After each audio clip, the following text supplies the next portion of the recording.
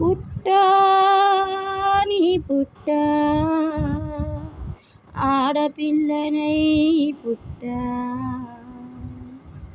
అన్నల నడుమ ఆడుతూనే పాడుతూ హాయిగా పెరిగా 1 నుండి 8 వరకు చక్కగా చదివాను.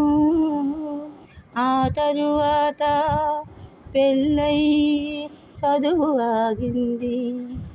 నేను వీడినా నన్ను చదువు వీడక, నేను వీడినా నన్ను చదువు వీడక, పిల్లలు మనవలు కలిగిన తరువాత మళ్ళీ మొదలు పెట్టా చదువు మళ్ళీ మొదలు